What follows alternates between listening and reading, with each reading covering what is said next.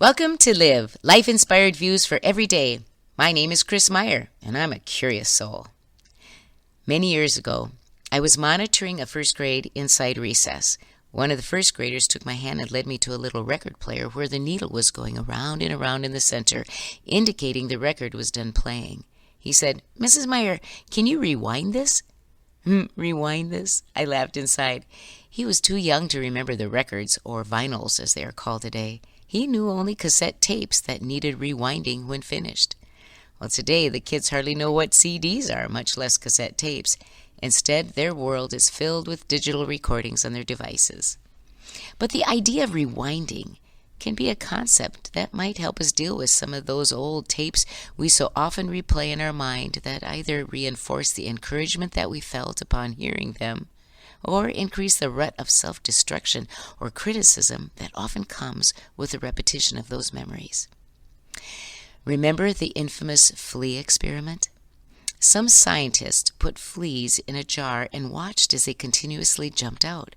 Then they put a lid on the jar. The fleas tried jumping out only to hit the lid of the jar. They soon stopped jumping just short of the lid, realizing the boundary.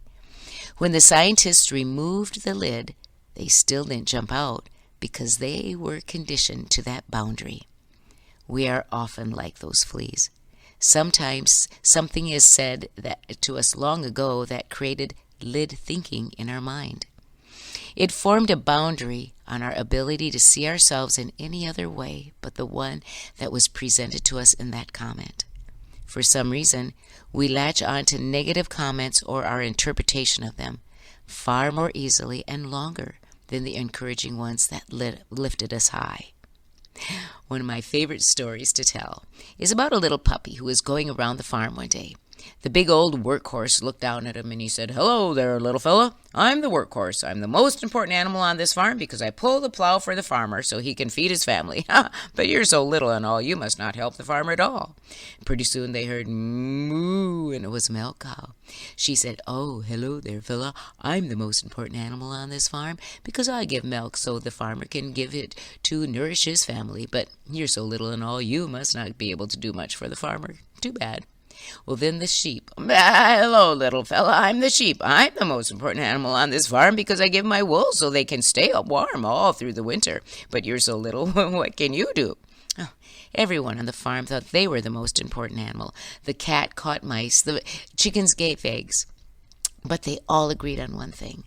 They thought that little puppy wasn't much use to the farmer because he was so little and everything. Well, in the afternoon, he went behind a big old oak tree and lay down and just started to sob and sob. Pretty soon he heard a deep voice. It was the farm dog. He said, "Hello there, fella. What you crying about?" And so the puppy told him he was so small he couldn't help the farmer at all. And the big old farm dog said, "Oh, little fella, you can't cry about what you can't do. You got to think about what you can do. And I know when the farmer comes home at the end of the day so hot after working in the field, he loves it when you jump into his arms and roll around on the grass. So don't think about what you can't do. Think about what you can do." So that afternoon, the farmer came through the gate, and the puppy ran across the lawn and jumped into his arms, and they rolled around. And as he held the puppy close, the farmer said, "Oh, little fella, you make me feel so good. I wouldn't trade you for any animal on this farm." That big old farm dog helped the little puppy rewrite the script. Can you rewrite the script of some of those old negative tapes you have playing in your mind? Can you rewind and edit the script to make it encouraging, inspiring, or motivating instead?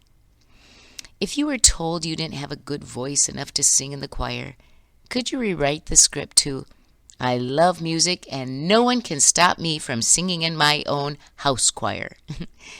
If someone teased you about being heavy, could you rewrite the script to, "I need my body to hold all the love I have for others"? If someone made you feel dumb, could you rewrite the script to, "It's not how smart I am, but where I am smart"? We must say these new scripts over and over until they stay in our minds forever. By doing that, we will break through the lid that we put on our jar of life. I have a dear friend, Tony Koloff, who ran radio stations all over northern Iowa.